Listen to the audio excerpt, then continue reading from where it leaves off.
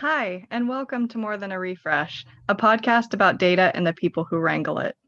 I'm Amanda Nystrom, the Chief Operating Officer at Command Prompt, a leader in open source excellence since 1997. We hope that you enjoy the podcast today and contact us for your Postgres and full stack needs, including 24/7 support. Find us at 503-667-4564 at commandprompt.com or at sales@commandprompt.com. Enjoy. More Than a Refresh is brought to you by Greenplum Database. Greenplum is a PostgreSQL-based, open-source, massively parallel database for analytics, machine learning, and AI. A VMware technology, Greenplum is a modern database that isn't limited by your data size or vertical scaling limitations. For more information or to get in touch, visit greenplum.org. Welcome to More Than a Refresh, a podcast about data and the people who wrangle it. Our guest today is Dan Frechtling, CEO of Boltive. Dan, introduce yourself. JD, good to be here. CEO of Boltive. We were just talking about how we are both in the Northwest in the Seattle area. I've lived up here with my three boys for about 12 years. Prior to that was in Portland and grew up in Washington, D.C. So I went from one Washington to the other at this point. How are you enjoying Washington from being from Portland and then also having Washington, D.C. and things like that?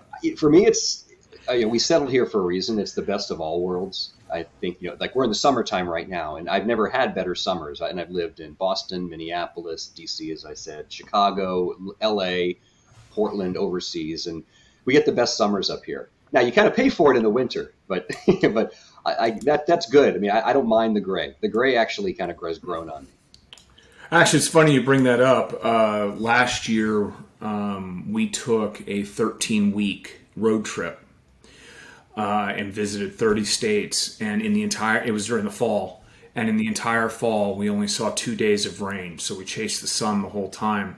Nice. And because of that, we actually are about ready to take a 6-month trip to completely avoid what we call the long dark. Oh, wow. You're just south of me about 90 miles, but here in Bellingham in December, January, you get, if you're lucky, 8 hours of daylight. Yeah. And it's really hard on the mental stability. Yeah. So you're based out of Bellevue, and before we get into the more business side of things, give me a hand here. What is something you're passionate about that's got nothing to do with Boltive, nothing to do with work? I'd have to say it's my boys, and with what we've gone through as a family together, and how we've learned and grown, and the resilience that we've developed. I've got three boys. My oldest is 15, and then my youngest are twins that are 12 years old. They keep me active. They keep me in shape. I try to keep them on the straight and narrow path, and sometimes I do, sometimes I don't. But that's basically life outside of work. Yeah, no, I mean, I have kids too. Mine are mostly grown. All right, so let's get into this because we have some interesting topics here, and it actually rolls nicely. The guest I had last week was with EFF. Yeah. I don't know. Are you familiar with EFF? Yeah, I am, and I actually listened to a segment that you did with Andres Arieta. Yes. Yeah, and enjoyed that one. So Yeah, he actually just left for Google.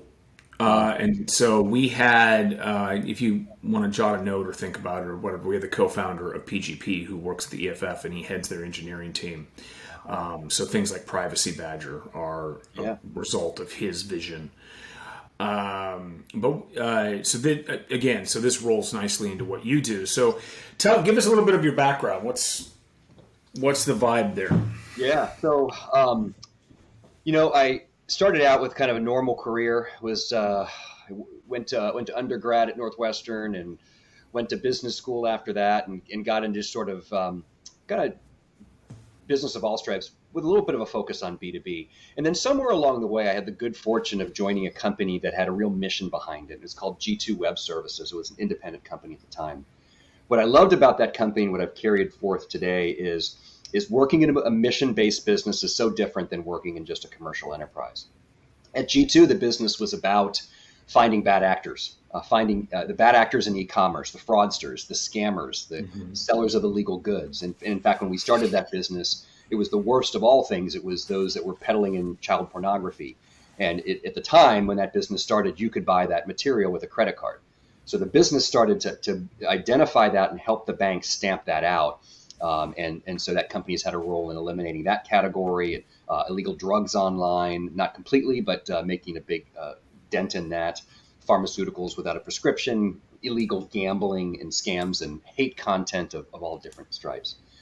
So I did that for about 6 years and ended up running that company as a division of Verisk. And then, I had some personal things happen that really changed my outlook further. And I've had the good luck and fortune, I'll say, of coming to Boltive. I'll say the victim of predatory advertising. And when I talk about predatory advertising, it started in my experience, and I think we've all had experiences where we felt tracked around the web by ads, but my experience was a little bit different. One day my wife had back pain, and so we did all the stuff you look online for physical therapy, and she went and saw a doctor, and no improvement after a few months. Then we go in for an MRI and got a very strange, surprising diagnosis, which was possible cancer, which is the craziest idea because she was in her mid-40s, very outside the likelihood, right? And with more and more tests, we got the worst possible news, which was that it was indeed cancer, what's called non-small cell lung cancer. That's for non-smokers when cancer forms in the lungs. And then further tests, it was sort of, how bad can this get? And it got worse and worse. And it was finally diagnosed as stage 4. So it had spread to her liver, to her brain, and even to her spine. And that was why it was manifesting itself as back pain. But it was misdiagnosed for quite a period. So we had a little bit of good luck at that point. With further testing and what's available in cancer treatment these days, we found it was a genetic mutation called EGFR. And that is a classified type of lung cancer. There are certain targeted treatments for it.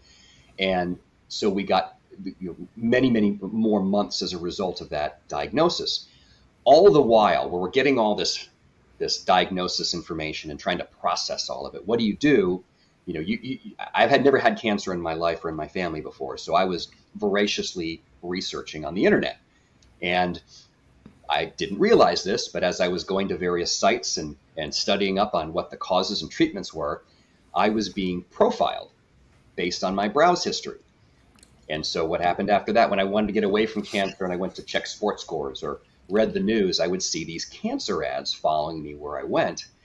And some of them were super dramatic and trying to get clicks. Some were hawking new experimental treatments. Some were very personal. Some were even cartoonish. And this is where I really was introduced to the idea of data leakage and what is called in some legislative circles, surveillance advertising, subset of surveillance capitalism. With my background in business, having done a lot of conventional things, being a marketer, it was a complete 180 for me because I had gone through life on the targeting side of the world and the hyper-targeting side of the world and the search for more and more granular information on people. Well, then it completely different experience. I realized how damaging that can be and how hurtful that can be. So, and how intrusive it can be. So my view around marketing completely changed to really understanding the snooping and the prying that comes out of it, which brought me to Boltive.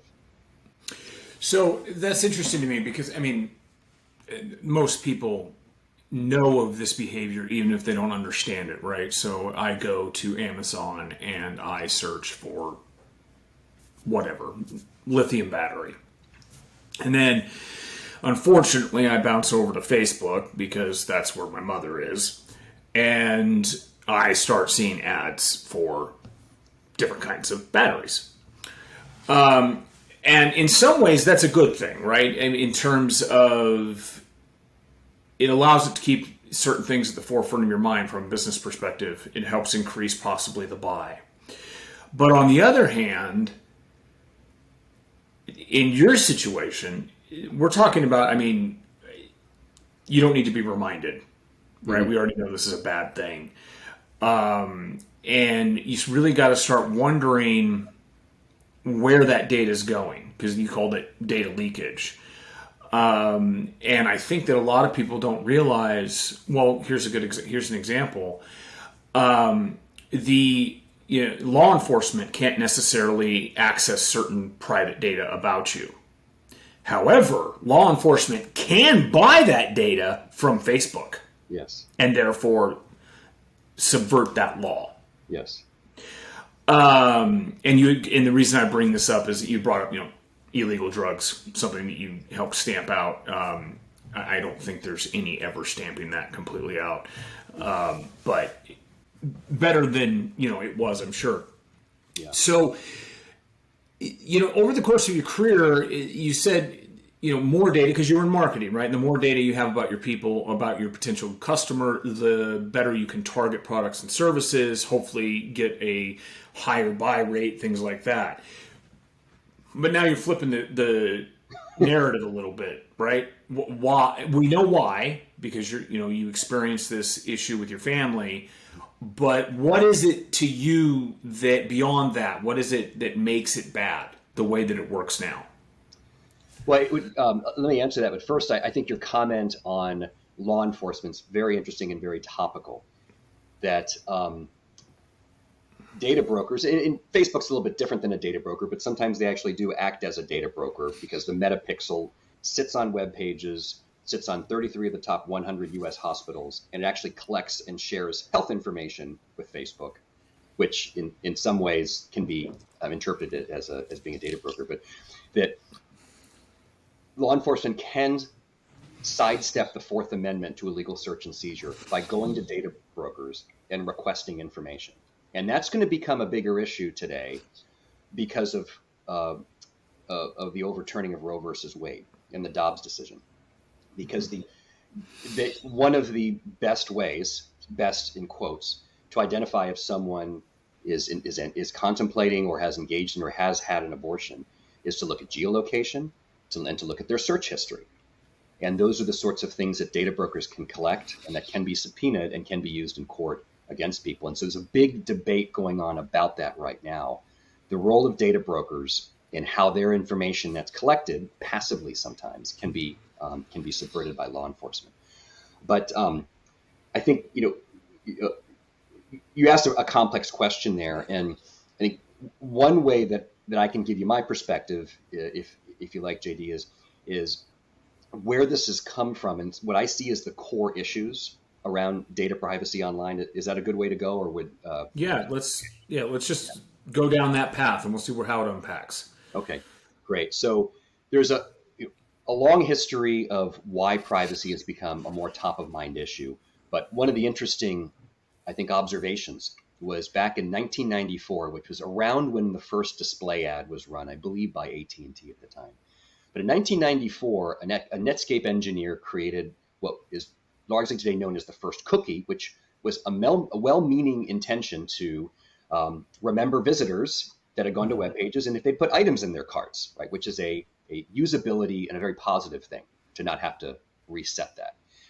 1 year later, an engineer at DoubleClick learned that these cookies could be used to follow users. And we've been taking 20 years to unwind that the use of the cookie to track people. And it's at its core, it's an issue of data privacy and data security, but it has to do with the digital objects that we all interact with online and the ads that fund the web as we know it today. And this is not just malicious behavior. This is actually, again, much of this comes from good intentions. The reason that online advertising is so prevalent is because it funds the open web that we have today. Without it, content would be behind a paywall for the most part, or have to raise donations. And digital objects... Well, let me interject here. Yeah.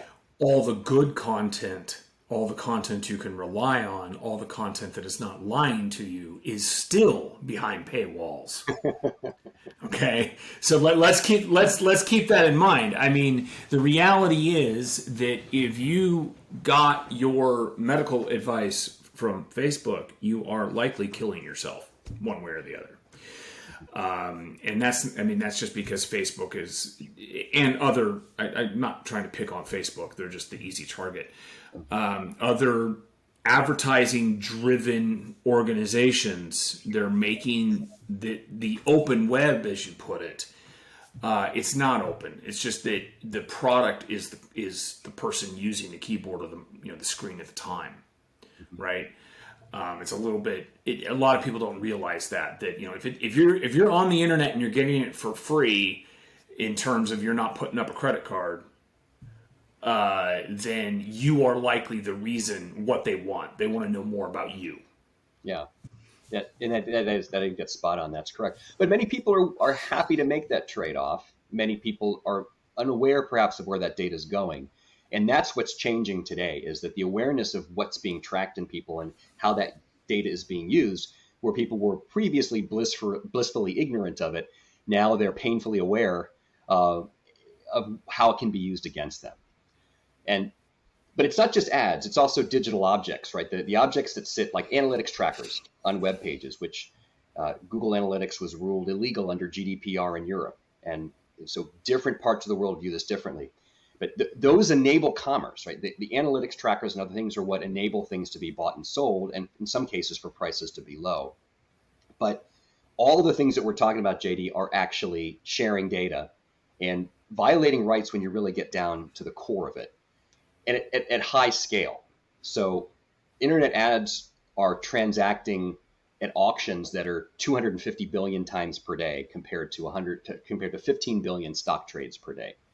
And what it comes down to is whoever has the most information, that bidder with the most information about a user, usually wins that auction. So it becomes a race for more and more personal information to win the premium ad buyers' money. So there's very much, I talked about surveillance capitalism a moment ago, not a term I would have used a few years ago, but a lot of commerce is enabled and is made possible by these auctions where data is the currency that allows people to win bids and allows the content to be shared. So I didn't know the auction thing. You mentioned GDPR. Now, I had some conversations with the EFF about GDPR because in a lot of ways, GDPR has destroyed the usability of the internet. And I'm not talking about the point of GDPR, which I think is generally good, which is to protect data, personal data. But you can't go to any website without having to, for God's sakes, yes, track me. I don't care. Hit accept, so you can actually view the site. And then also, there's other weird sideline problems that have come about from it. One of the things that I do is I help organize Postgres conferences, and we actually run the largest Postgres conferences in the world. But in Europe, where we don't run, they recently had an issue where in the United States, it's very common. You go to a conference. If you're a sponsor, you have a little device or a phone that you can take a picture of a QR code and you get lead information, right? You can't do that now in Europe because of GDPR. So I think they went a little too far with it. And I think they kind of chickened out on other sides. Like for me, I shouldn't have to go to a website and say accept all or go to my cookie settings before I view the website. It just shouldn't track me, period. That should be the law. The law should say by default, you cannot track. You may ask the user, may we, but by default, you just don't track. Yeah. And they don't do that. So they've really kind of, the usability part of it has become frustrating. But in your situation, how did GDPR, what happened with GDPR as well as in your life? How did those intersect? What caused the direction? Yeah, well, kind of gets to life sometimes serves you with ironies. So GDPR came online in 2018. I think that was when CCPA, the first California law, was approved. And that was around the time that Annie, my wife's diagnosis, was in 2018 also. And GDPR started to pick up a head of steam. CCPA in California was talked about as the model for U.S. law. And in my own personal situation, I was feeling hounded around the web. Well, at that same time, and this is where it gets ironic, a good friend of mine, a former boss of mine, was running Boltive. And his wife actually was diagnosed with the same lung cancer that my wife was diagnosed with. And the odds of that, of two people, were neighbors as well. But the proximity is very, very unusual because it is a low incidence disease. But he took the opportunity to step down and be a caregiver and recruited me to join and run the company. So for me, it was far more than just a job, and far more, at this point, far more than just a fulfillment, but actually, again, a mission-based business, because we were all experiencing the leakage of personal information in various ways. So that's what brought me to Boltive. And when I joined, we have and continue, we still have a business around finding malware in ads, and we protect about 1 trillion impressions per year in doing that. And so we block malicious ads, we replace them with good ads, so users are protected from that. And we realized that our technology, which we'd invested in for 4 or 5 years, was easily extendable into privacy. So all the kind of points were converging from a personal standpoint, from a need standpoint, from a regulatory standpoint. And so I've been with Boltive now for about 1.5 years running the business. So how do you, as someone who's fairly technical, I'm trying to do you have an app that runs on my phone, or are you intersecting within the transmission itself with publishers? Because a lot of publishers don't control their ads, right? They buy impressions and then the ads just kind of go out. How does that work? Yeah, that's a great point. So this is where we get into programmatic advertising and real-time bidding, which is the auction. But the good side of this is it enables publishers to pay for their costs, to cover the costs of their site without actually having to be in the direct sales business. Through programmatic advertising, you open up slots on your web pages. There's algorithms and bidding that determines who gets placed in those spots, and then you get a portion of that revenue back to you. So that's how all of that works.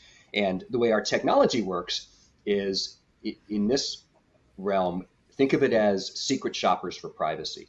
So we develop personas that look and behave like real users, and we put them, kind of unleash them on the web in a low volume way to visit sites that belong to our clients and to smoke test the internet pipes, if you will, to look for leaks.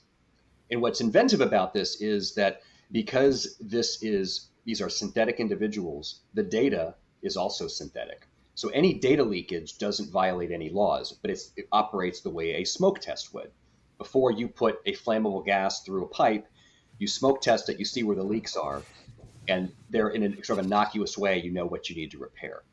Well, our secret shoppers work in a similar way, and then we can step back after a period of time and forensically identify, here's where the cracks are. In our case, here's the ads. Here were the SSPs or supply side platforms that served those ads or provided those ads to you, the timestamp and everything else you need to know so that you can then correct the error. So basically, I get what you're saying, but the point being, we're specifically talking about the open web here. We're not talking about the other side of advertising, right? We're not talking about like if I go buy Google AdWords. Mm-hmm. We're talking about, IT Floss, where they have a large return because of their readership on Linux or open source technologies, and the way that they pay for the sites and the writing is that they have contracted with someone to supply them with advertising. Yes. That somebody clicks on, and then for so many impressions or clicks, they get money. Yeah. Okay. Yeah. It's display advertising. That's right. Yeah, display advertising. So my question is, you send your secret shoppers out. Isn't it? Why is that in the best interest of a company to do that? Why not just let the ads be the ads, because you're going to make more money that way? Yeah. It's a combination of the user experience and the regulations kind of coming together at the same time. With the incidents that have happened, I talked about what 1994 and 1995 and the sort of saga of the cookie. But if you look at the past 10 years, companies have had to pay attention to how they treat their user data, and go back to 2011, where there was the hacking scandal in the UK, where Rupert Murdoch's newspapers were pulling off voicemails and finding information about people. 2013 in the US, Edward Snowden, we all know about that and what happened there. Japan had a massive data breach in 2014. Back to the US, 2017, Equifax, right? Massive data leak there. Cambridge Analytica in 2018, and the stories go on and on and on. It's become, and with Hobbes, the Hobbes decision overturning Roe versus Wade is at its heart a privacy issue. That it's no longer possible for companies to operate in the way business as usual was before, which is let's just make the most money. Users aren't going to care. The relevance of privacy, the awareness of privacy violations, and the desire of consumers to choose products and services that honor their privacy. Just look at iOS, the battle between iOS and Android right now, and how Apple has positioned itself, at least for the short term, we'll see if they can stay there, as a privacy compliant handset operator, right? That companies that take those positions are giving their brands and their consumer trust a big lift up. Same thing with advertising, that if you're a publisher and you let malware on your website, then it's obvious to the user. The user is defrauded in some cases by that, or at least inconvenienced by that, and they leave your site. If they leave your site, you lose their eyeballs. In the world of privacy, very recently, the California Attorney General just fined Sephora $1.2 million for data privacy violations because it was selling user data and claiming the company wasn't selling user data. And back to the question of, do businesses need to care? Yeah, because the California Attorney General sent out 100 other letters besides Sephora, and those companies need to cure their activities in 30 days, or they too will be assessed and fined and splashed all over the headlines. So, and I'll say this, a lot of people probably, I mean, if you didn't hear of Snowden, I'd wonder where you were. But the Cambridge Analytica, the Sephora issue, I'm not sure they got quite the press, but I can say that because I am the founder of Command Prompt, and as a rule now, it used to be when we were running in the early 2000s, it was no big deal. We'd pull off client data and we would do whatever we needed to do for the client. It was always with good intent. It was never to sell it or anything like that. But the point being is that it was not a big deal to pull client data into our own infrastructure, to fix it, to modify it, to code with it, whatever, and then push it back.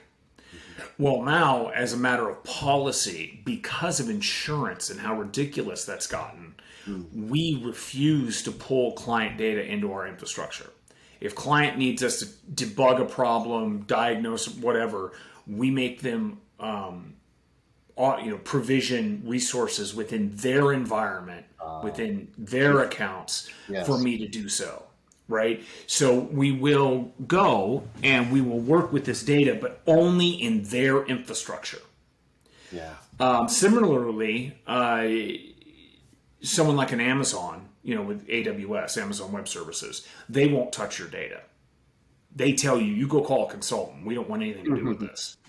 Right? Because it's too dangerous now. The liability is too high. Interested, I want to sidetrack just a little bit because you did bring up Edward Snowden.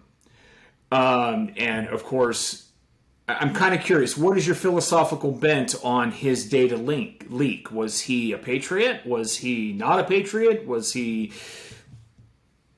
I don't know, is it gray? Oh boy. Yeah. It's, I don't know if I would take a position on Edward Snowden. I think what he did about, kind of back to the theme that many people are well-meaning, and the consequences may cause reverberations outside what they intended. Edward Snowden revealed the kind of information that the NSA was collecting about U.S. citizens, and I think a lot of people view that was overreach. What's problematic with Snowden was defection. I don't know if that's the right word, but his escape to Russia, and the fact that Russia is a political foe or an adversary of the political is probably too soft a word, is a foe and an adversary of the U.S. And that's where the secrets. I mean, that does create some problems around sainthood for Edward Snowden. And what we're learning now, as we uncover and peel back and understand better how our adversaries are using the internet in ways that are against national security, we understand things like that the activities that Russia has undertaken has gotten to the level that in the House Appropriations Bill for the 2023 defense spending, there is a line in there, I think it's section 605, to study the impact of AdTech, what we're talking about here, advertising technology, as a tool of counterespionage by our adversaries to learn more about our own spies and our own people. And this came to a head actually in the Russia invasion of Ukraine, because there was a company called RuTarget, also known as Segmento, that was receiving data about users. And it just so happened to be that was a sanctioned Russian entity that for 4 months during the war was receiving data. So I'm taking your question on Edward Snowden, and I'm not rendering an opinion on Snowden himself, but there's a bigger picture going on, which is to what extent is our own government surveilling us, and how big of a problem do we view that? Particularly in the era in 2013, we had gone through a wave of Patriot Act type reverberations and the desire for more information about concern about dangers within our country. So what is our own government collecting on us versus what are foreign governments collecting on us? And what is our bigger worry right now? 5 years ago, I think it was our own government. And if you go back to your point about GDPR, a lot of the tenets of GDPR come from the fact that Europeans are scared that their data will be shared with the US government because of what Edward Snowden revealed. So is the bad guy the U.S. government, right? Is the demon the U.S. government, or is it foreign governments, or is it all governments, right? You can kind of go on and on and on with that. So I guess my answer on Snowden is I can't take a position pro or con, but I can say that he's opened up a big can of worms and a big Pandora's box, and some things that we were happy not to know about, now we feel we need to know about, and that. There's real questions about what are the rights of individuals to privacy in their own data, but also what is the right for governments to have their own data and to have security around those. If we then look at what's happened at Mar-a-Lago and Trump and the legal situation that's in. So it's a very, very multifaceted issue. So this is interesting. So I will say this. I think that your government, your and mine, our government is a necessary evil. I think that all governments are a necessary evil. But most importantly, I think that it should be a no-brainer that we should prevent, as much as reasonably possible, the acquisition of data about our citizens for foreign governments. I don't care who the foreign government is. I don't care if they are the utopian government that we all wish we had and they actually exist. It's not Germany. I don't care what people say. They shouldn't. They're not our government, so they shouldn't have any information on us. But it is interesting that you bring up. I mean, with the GDPR, with what happened with Snowden, obviously the current Mar-a-Lago. I can't even say it right, but yet another Trump thing.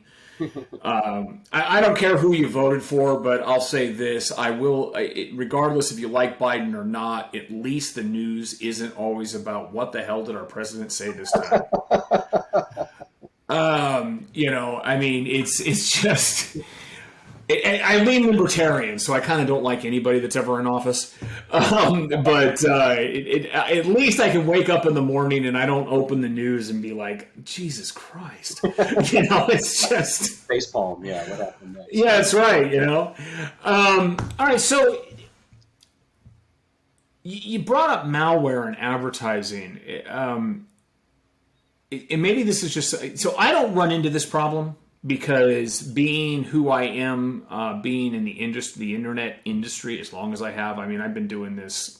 I mean, I was one of the creators of the largest privately owned ISP in Portland that's still operating today. Was not an owner, but one of the creators. I don't generally get impacted by internet ads. I either don't see them through programmatic means that I have, or I don't see them because I just literally ignore them. But for the average person, what is the opportunity here? Where is, say, malware coming from? Why is that even possible within the advertising ecosystem?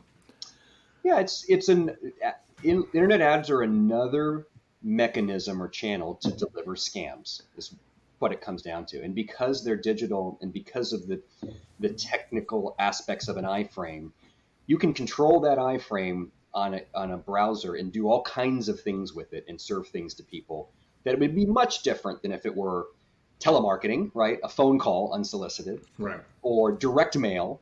So it puts it in the category with digital means and accidental clicks and social engineering, the malware implications are much, much more serious than intrusive marketing of the traditional sense ever was. And it's a cat and mouse game, right? But how? No, but how? I mean, I don't, not technically how, but how does this malware? I get the iframe problem, sure, right? Yeah. For those that don't know, an iframe is basically an ad or an app, I should say, being served into a website within a frame. Yeah. But how do they?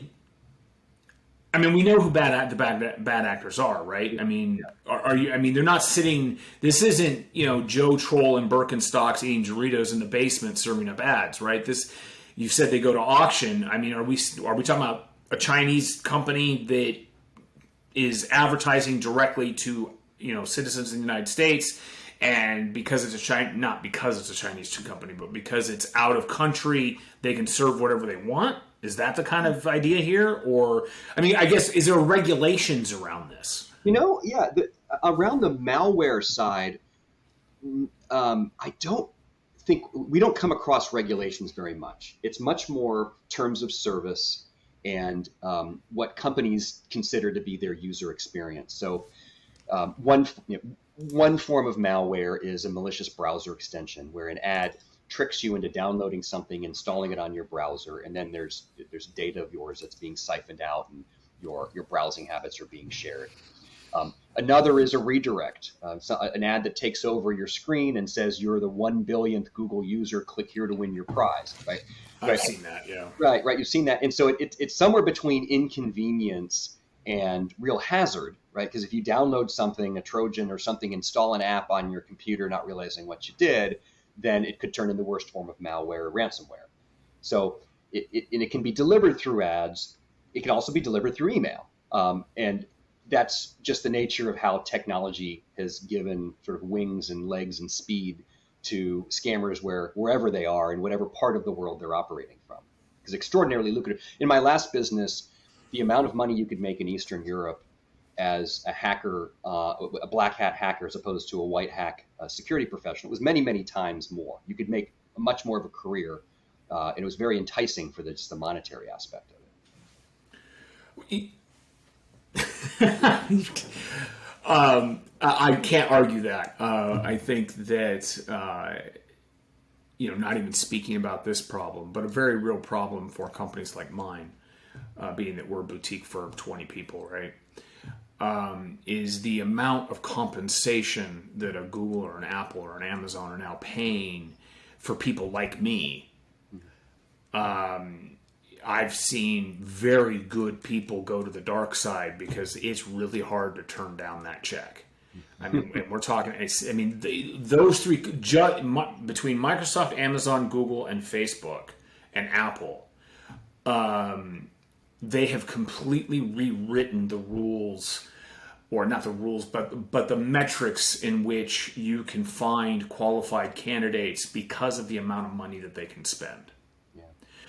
And it's created a real difficulty, not for command prompt, because we're such a value, similar to yourself, we're a very mission and value driven company. So the people that work with us aren't interested in going to work for Amazon. Not that Amazon's a bad company, but they are not a value driven company. They are a make money driven company. So it's just, and even with, I mean, and let's be fair, Amazon, I don't know if you've ever seen, but Amazon offers an amazing array of benefits from day one. Yeah. I mean, it's phenomenal. So I'm not saying they're a bad employer, but there's a competitor of ours that I won't name because they're a competitor, but they've lost half their engineering talent to Amazon because they literally can't match the offers. Yeah. Not because they're a bad company, not because the people don't want to work for that company, but when you go from, say, making $150,000 a year to $500,000 a year because you know X technology, the smaller companies just can't compete with that. Anyway, that was kind of a diversion there. I apologize. But it's a great point. If I could just, Jade, seize on that, because you said something that hadn't occurred to me before. Our concept in this country of big tech regulation, and in Europe of big tech regulation, is usually about user aggregation. But you're talking about talent aggregation. And I know exactly what you mean. Because where I live, I got Microsoft on one side, Amazon on the other, Facebook up here, Salesforce down there, and they're building outposts. And this, I don't believe it's just a Seattle phenomenon with post-COVID and a lot of the remote work. I think it's everywhere. That the salaries that the big tech companies can afford to spend means you're not just aggregating the users, you're aggregating the builders. So yes. how do smaller businesses compete with that? And is that a part of antitrust that is given enough attention? It's not just the market power in terms of commerce, but the market power in terms of hiring and talent. So it's interesting you bring that up because when I was speaking with EFF, he brought up similar issues in that, a lot of people like to say, well, there's, if you don't like Google, go to Microsoft. It's not that simple, right? So for me, when you start talking about, for example, malware and stuff, I don't get affected by that because I run Linux. Okay, that's my daily driver, has been for longer than I care to admit. Let's just put it that way. But, I mean, Command Prompt uses Google Suite. Yes. Now, do I have the option of moving to Office Live or Office 365 or whatever it's called? Sure. But it would literally change everything. It changes our email. It changes our calendar. It changes our docs. It changes our drive. The behaviors, right? Instead of Google Chat, you're using Microsoft Teams. For God's sake, stop using Microsoft Teams. It's just terrible. It just all these things. And the example he was giving was not even that. It was more on a consumer focus, which is, what if you want to leave Spotify? Because Spotify, I don't use Spotify, but Spotify curates your listening.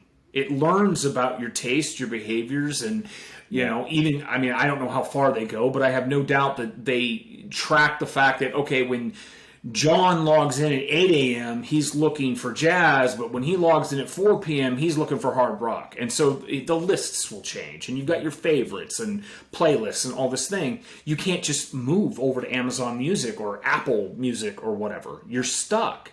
Yeah. And the problem is that, let me put it this way. I have no doubt that there is a very expensive cigar and whiskey shop where the leaders of Google, Facebook, Apple, Amazon, and Microsoft get together in a dark room and decide the fate of the next product.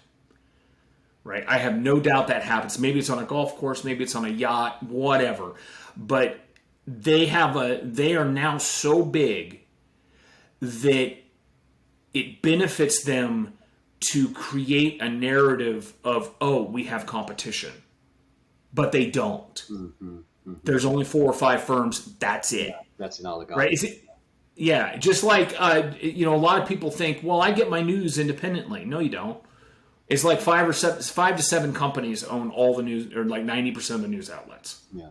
Right? You're being fed, whether it be technology, whether it be advertising, whether, whatever the case may be. Mm-hmm. So yeah, you're absolutely right. I think that from an antitrust perspective, it's hard for me ideologically because, people are making these choices. I choose not to run Windows, period. I don't run it. I run Linux, but I have that choice, right? And my mom chooses to run Windows regardless of the downsides. She chooses to use Facebook regardless of the downsides. But is it a choice when someone is ill-informed? And I don't mean to say your mom is ill-informed, but let's say she is. It's okay. She's 65. She has no idea. It's okay. But back to medical treatments, right? When you go into a situation and you've got a medical condition and you're not trained up in that area, just like people may not be trained up in operating systems the way you are, you can make a choice because you're informed and you know the trade-offs, and you can help somebody else make that choice. But when we go to a doctor, that doctor has to counsel and advise us. We can't make those medicinal choices on our own. But is it really a choice with what the pharmaceutical companies are able to do and the aggregation of market power that the pharmaceutical companies have with what drugs are released or not released, and with what that doctor happens to have information on? So I think a lot of these choices that we think we have are completely governed by the environment in which we're making that choice and our familiarity with whatever decision we need to make. So it's a bit of like an illusion of choice. You were talking a bit about almost like the illusion of competition. And I remember from one of your earlier podcasts that I listened to that cracked me up was, if you're a lawmaker and there's a $1.5 trillion law that you haven't read, and there's another competing draft that you haven't read, are you even making a choice as a lawmaker in that environment if you haven't sat down and read the problem? So what is a choice? Well, it's funny you bring that up. That's a good example. Patriot Act. The Patriot Act was written before 9/11. They used 9/11 to pass it. Mm-hmm. Nobody read it. It was, I don't know how big it was, but I mean, it was this thick, right? I mean, nobody read it. I think this is a little different though. And the reason I think it's different is because I get where you're going, like say in the medicinal field. And we've had some experiences recently where I can't believe I'm going to say this. We have recently reached a point in our lives where we can afford actual medical care, which is a privilege in this country. And what I mean by that is there are lots and lots of good doctors, but there are very few great doctors. Mm-hmm. And the great doctors, most people can't afford. Mm-hmm. Okay? Yeah. And to give you an idea, we were at I forget what they're called, basically an oral surgeon. They're not dentists. They're actual, they work with broken jaws, things like that.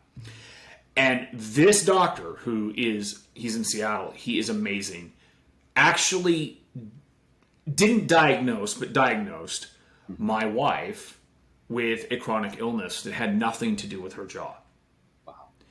Because he's a great doctor, and great doctors go beyond their purview. Yeah.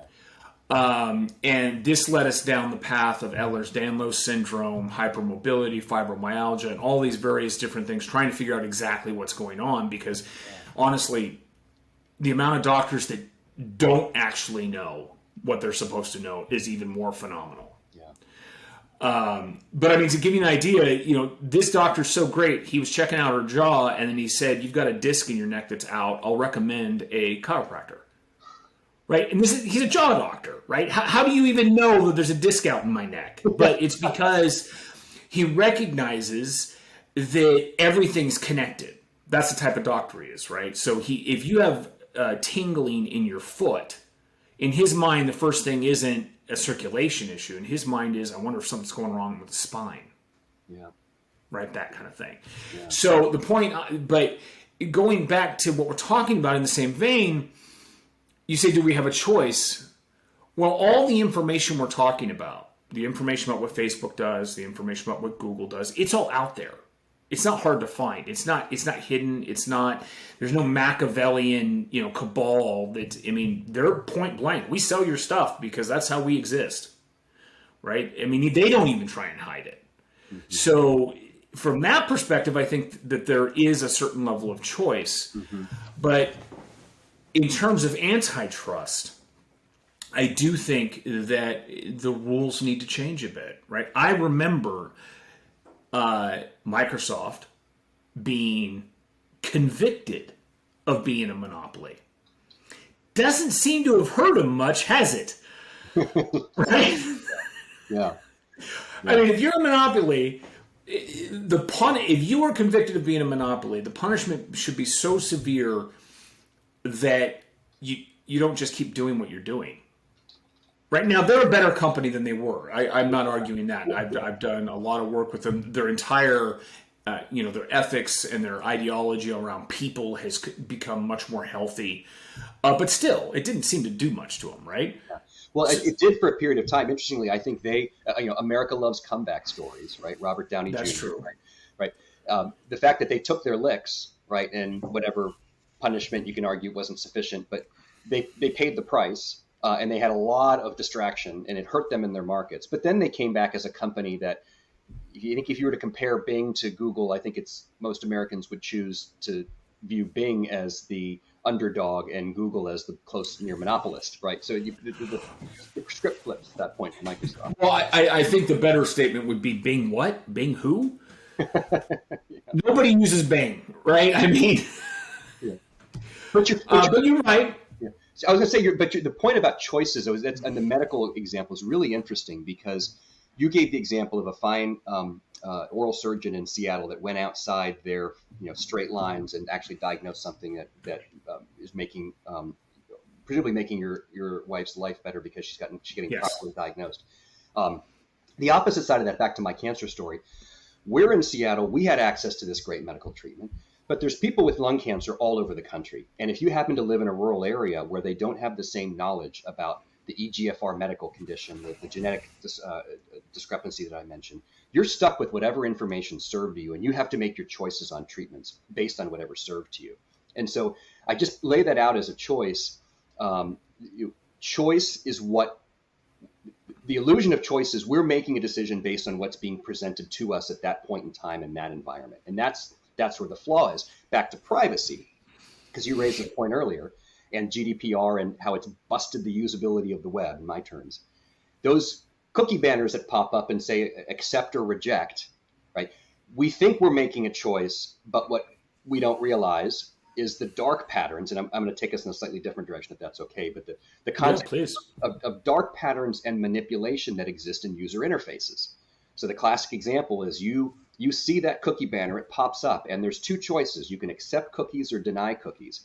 But that accept button is a big, green, fat, oval or square right in front of your screen. And that reject is a small link or a link to go select my choices. It sends you down a very complex dashboard. Mm-hmm. And those, what's called dark patterns because they're manipulative user interfaces, is that also it constrains the choice that we think we have or we don't have. And so I think it's a very important concept in privacy, that choice and consent, notice and consent, which came out of, notice and choice, which came out of Europe, and the concept of consent that's been developed in US regulations is really presuming that we are presented with a neutral environment to make a fair choice, not that we're being steered in any direction.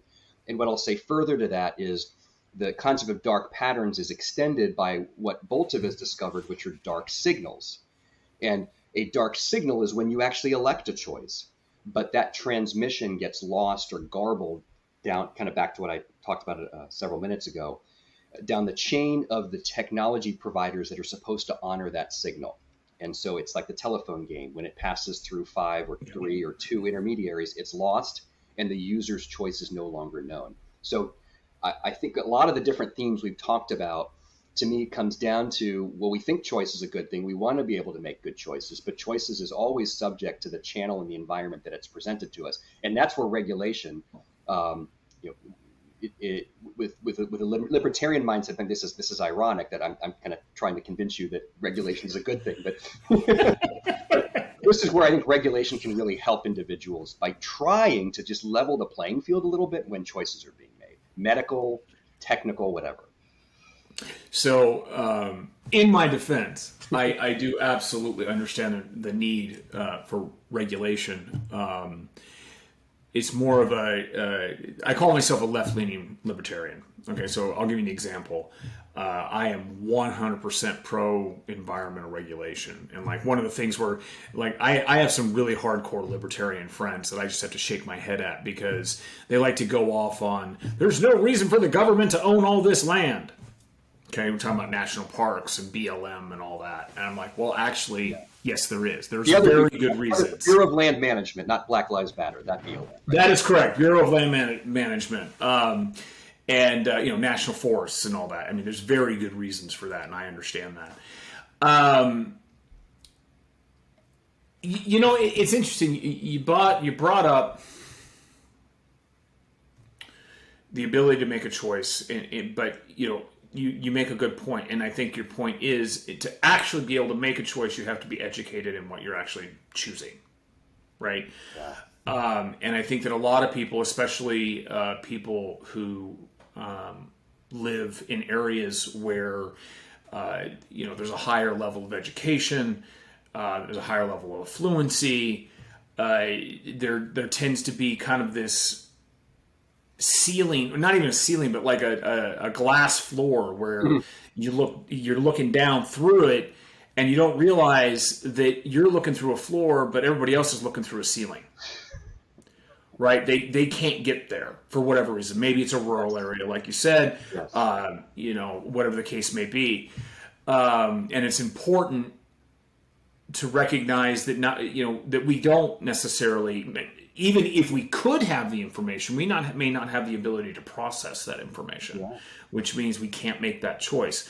And the idea here, when you bring up antitrust, is that maybe we do need to redefine what competition is, right? There's a great episode. Have you ever seen The West Wing? I have not seen it, but I've heard excerpts from it. Tell me more. It's a fantastic political drama. It was on air for 7-8 seasons. I had Martin Sheen as the president of the United States, and the press secretary at the time. I forget Allison. I forget the actress's name, but she got upset because she realized that everybody in the room, in the press room where they're doing the briefings, of the 50, 60 people that are in the room, were all owned by 7 corporations. And so what she did was go and take out all but 7 chairs, right? Because it's you're all owned by the same people, so what does it matter if you're in here or not? You guys get to decide which of your subsidiaries basically gets to get represented. But I wonder if something similar needs to happen in the antitrust arena. It used to be that there were limits on, or significant limits, for example, on how much of the population you were allowed to reach if you were a radio station. Right, so that there was always competing views. But we don't have competing views now. I mean, we really don't. I mean, there's the middle, and then there's the crazy left and the crazy right. I mean, that's really what it is, because it's in the best interest of corporations to keep that middle as wide as possible to make money. Right? Mm-hmm. So does it make sense that with antitrust, all of a sudden we start looking at, say, monopolistic markets, right? How much do these 4 companies actually control? It's not that one company controls, say, 80%. It's that these 4 companies control 80%. Does that make sense to you? I look at antitrust and I guess in 80% of what, right? In some markets, you want scale because it's more profitable for there to be a handful of, say, oil drilling companies.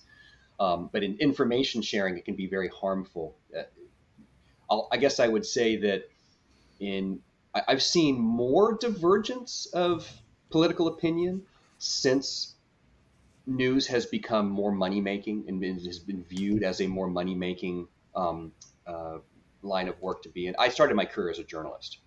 And back when I started in the training that we got in journalism school, I mean, it was hardcore. It was, you keep your viewpoints to yourself. There was no such thing as Facebook or Twitter or anything else. There was never any question, do I share my views out? Now there really is, right? Reporters are free in many cases to share their views in social media. But back then, I can remember a professor saying you shouldn't even have friends. Like you want to be a real journalist, you shouldn't even have friends. You don't want any bias or leaning in one direction. We want to just report the facts. But now it's mayhem, right? Now it's the more extreme claim, factual or not, gets the clicks, gets the views, gets the eyeballs that are monetized, that make the money, hits the algorithms, gets more of those pushed at you.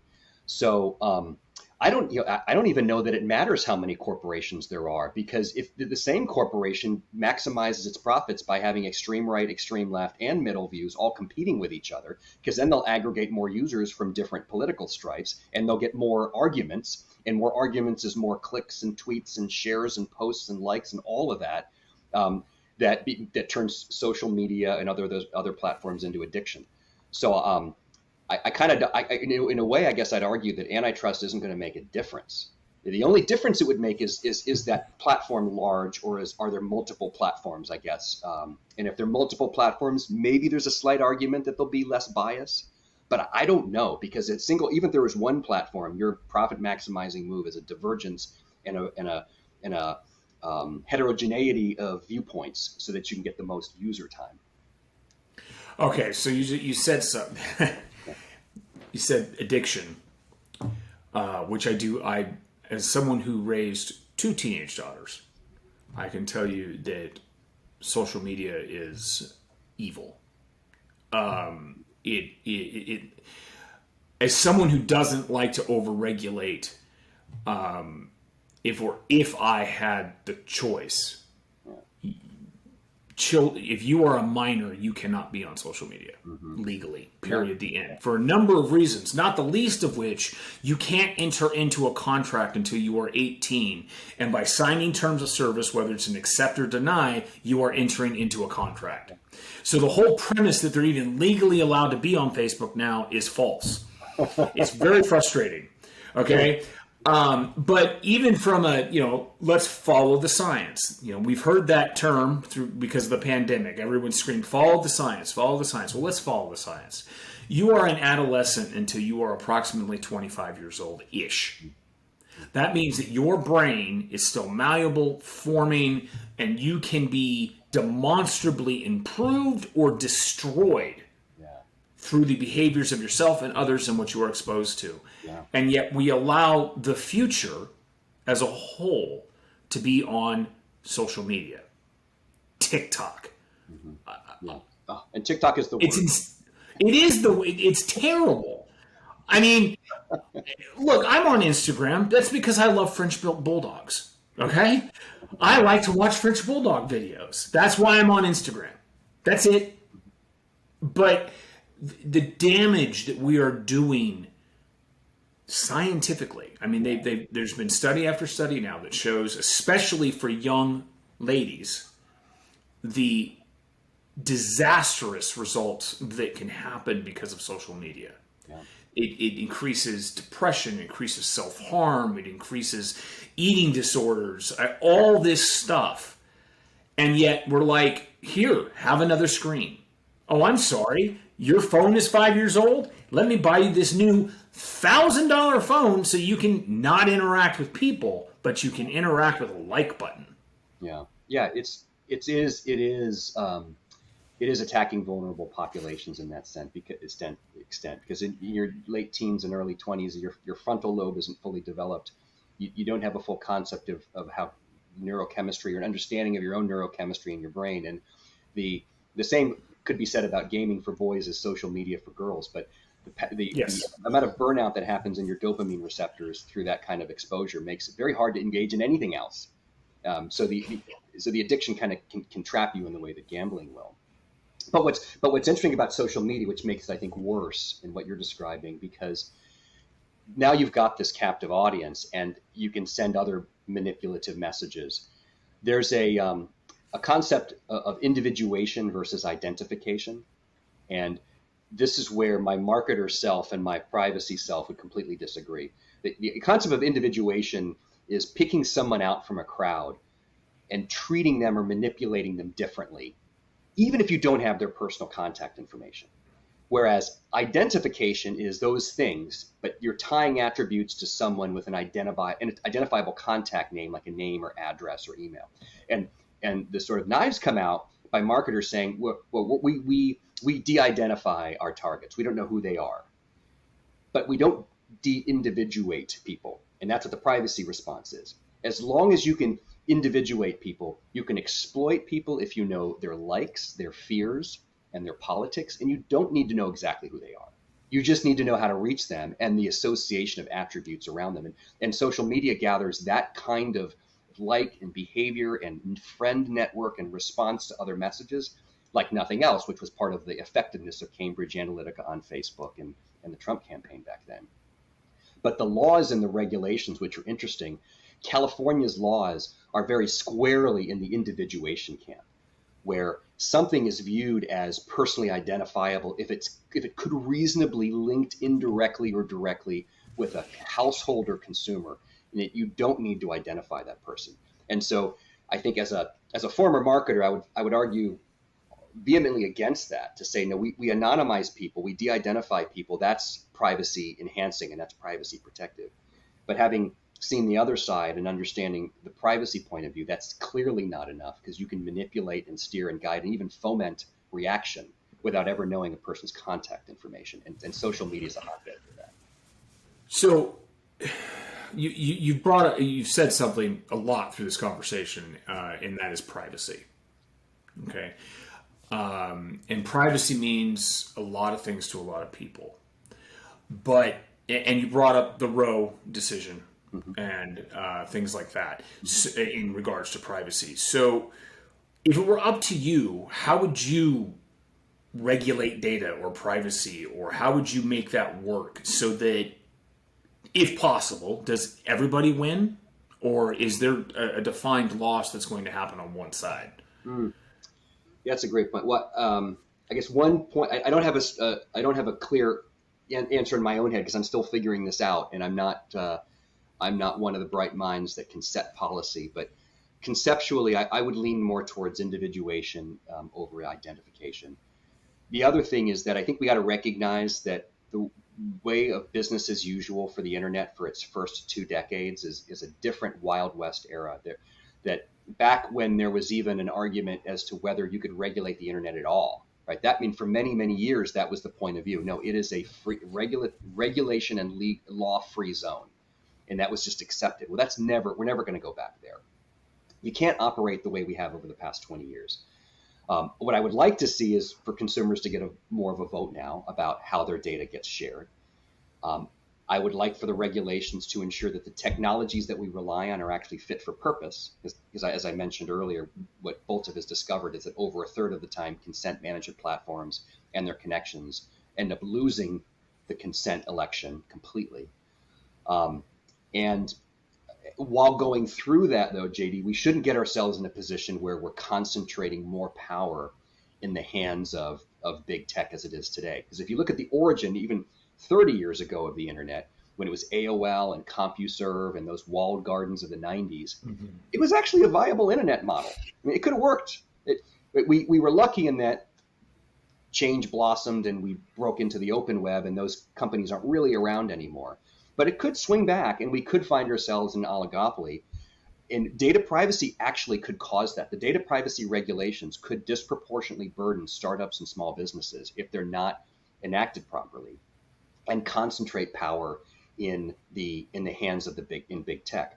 That's why California and other states have thresholds as to how much money or how many records you have before you fall under their regulations. Interestingly, I think the federal law does not have that kind of a threshold, so you can argue whether that's good or bad. I would say that does put a burden on startups and SMBs.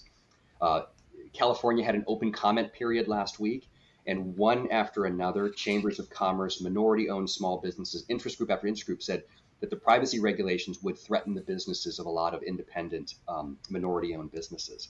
So I think we got to be really careful about these walled gardens coming back and government inadvertently enabling that to happen. So why not just, I say this knowing the answer, but it's a conversation that has to be had.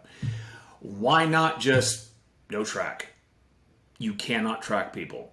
Now, unless they give explicit consent. Now, here's the problem with that. It comes back to what we were talking about earlier with wages.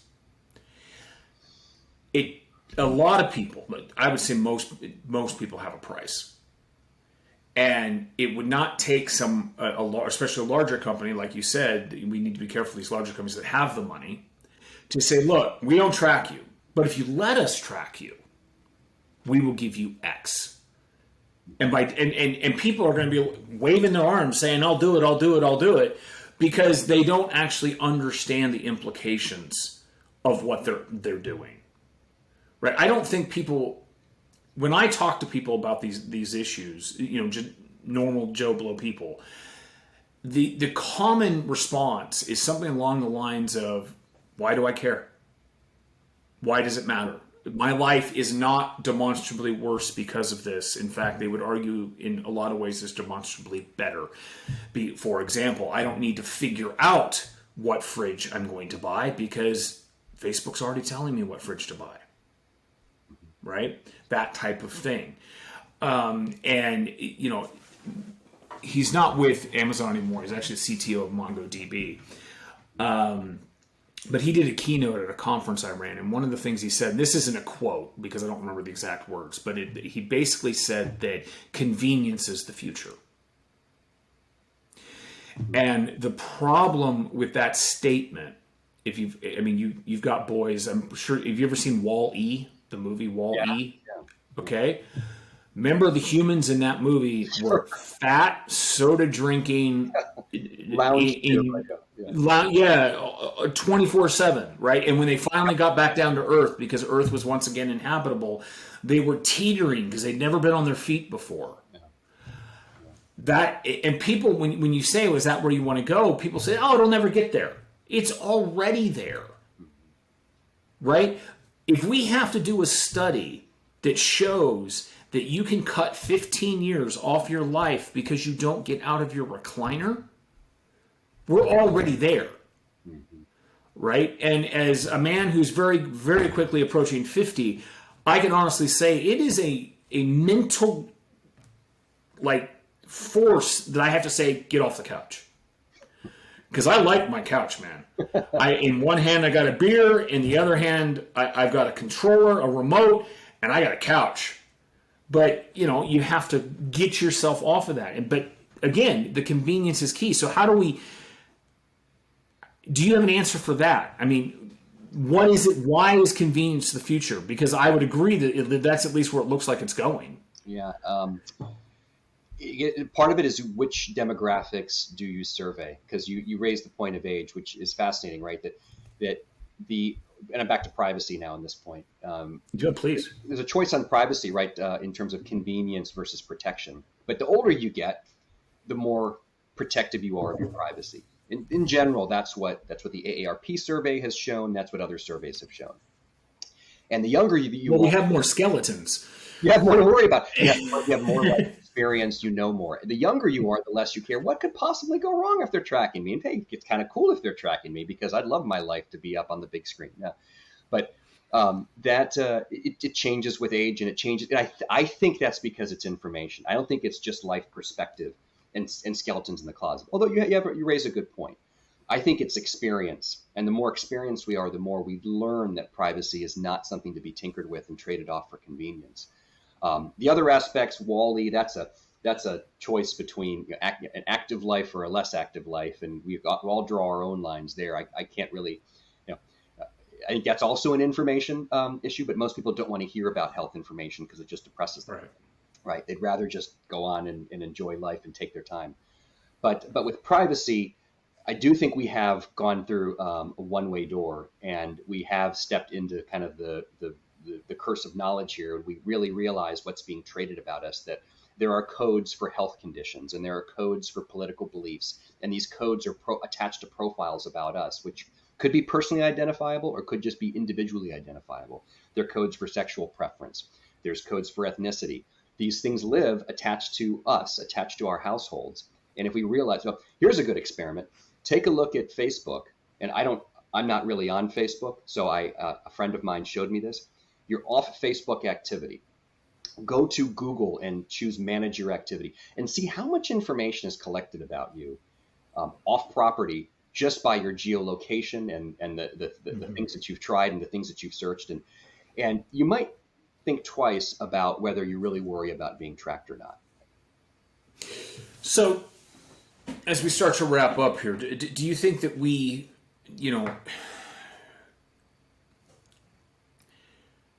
whether you're pro or for Roe versus Wade being overturned. Yeah. I think that there's going to be some interesting things that come about from that as a whole. Perhaps Congress will actually do its job for once. That would be hopeful. But I think that they opened up a can of worms in terms of privacy. And do you think that consumers have a right to privacy? And where does that line get drawn, right? Because a lot of people would argue, yes, you have a right to privacy in your home. But the moment you go into a public anything, your right to privacy is now over because you're in public.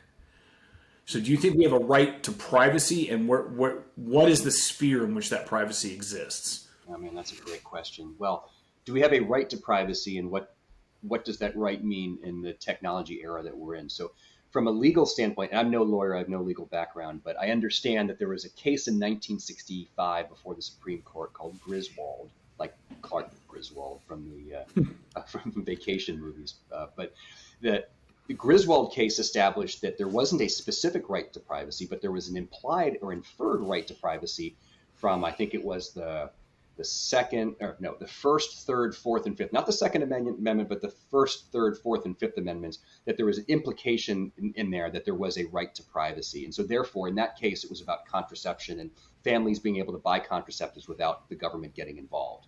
And that established the indirect status of privacy as a human right, or privacy as an indirect right. In terms of do we have a right to privacy in the technology era that we're in? That's a real movable object. So I think on one of your prior episodes you talked about drones and the invasion of privacy that could entail. So are you even private? Are you even in your household? What does it mean to be in your household now when you have that kind of a camera? I just saw a news story today about how France was finding ways to tax people that had pools that weren't registered, right? Yes. So, and whether that's drone or aircraft or aerial or whatever, how many other things can be discovered? And is that not a right to privacy? Because it's in full view of the public. You just have to position your camera in a place that's never been positioned before, and then it's in public view. So we can say it's a right to privacy, but we can also say that the government also has its own rights, and you got to draw that line somewhere. And every country is going to be different. Every state could be different on that. So no, we don't have a right to privacy inherently. It has to be interpreted. So now that's you just said something that's very important, and actually, it with the Roe decision, it becomes even more important. Let's forget Europe, because the thing about Europe is that they have such a long history that they'll hate you for 1,000 years just because 1,000 years ago some Frenchman insulted some Englishman, right? And like I recently learned, and I don't quote me on this because I don't know if it's actually true, but like the Queen is actually German and the heir to the Holy Roman Empire, which obviously doesn't exist anymore. Just weird things like that. So Europe is just let's leave Europe where it's at. They're evolving in their own peculiar pace. Yeah. But in the United States, and a lot of people forget this, states have rights.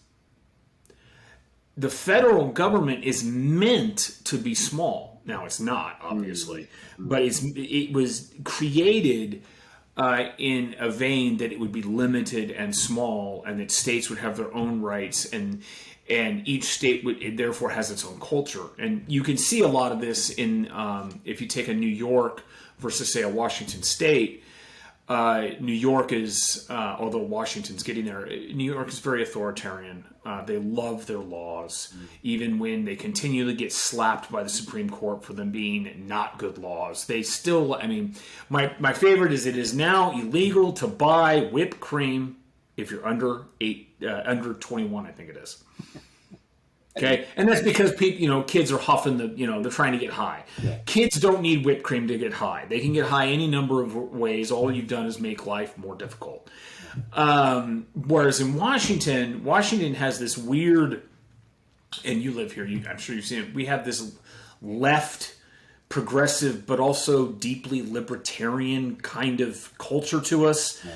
For example, our gun laws are very conservative overall. We're a shall issue state for concealed weapons, things like that. But we also have weird things like a commission that tells you whether or not you're allowed to build a hospital. There's actually a regulatory commission that says whether or not you're allowed to provide health care to people, right?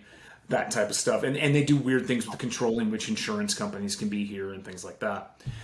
But we are 50 separate countries. We just call them states. And so, especially in something like in light of Roe, you do have situations where, say Mississippi, which is where the lawsuit came from, was the Mississippi abortion law. And whether or not you're pro or for or whatever, I mean, it's not an unreasonable, if you think about it, law, if you read the whole thing. But again, it's not my body that's pregnant. So, right? But, we're going to see situations where privacy becomes a very big thing. And like you said, with tracking, I think that if we were to look at, the ability for a data broker to identify a segment of population within a certain state that could be narrowed down based on IP address, essentially, so that not only do you know what you would know not only the internet service provider that provided the connection, you will know the neighborhood that's in, and you will know that there are X number of people that are seeking information on abortion. And then, because they have a cell phone, you can then track them through various other means, yes, all the way across state lines. Yes. Right? It seems to me that is a very legal and violation of our constitutional rights in a lot of ways.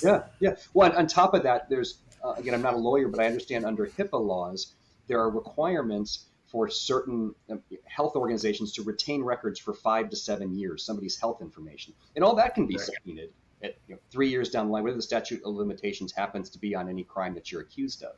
So when we have laws about preserving data and laws about subpoenaing data, and then laws about how that can be used in court, then it does. Now, but your point about state versus state, that will be interesting, right? We know that the states have used tax law as a way to grow at the expense of their neighboring states. And I wonder, in Dobbs and other privacy-related contexts, that will become a vector of choice for people to choose which states they want to live in because of the freedom of movement and the freedom of choice in states with greater privacy protections. Well, and we see that already. I mean, with the very real reduction of New York population that's going to Florida. Yeah. Right? And they don't do it because they're politically aligned. They do it because it saves I'm not going to say, I'm going to use New Jersey as an example because he's in New Jersey. I got a friend that's in New Jersey who the tax savings alone paid for his house in Florida. Wow.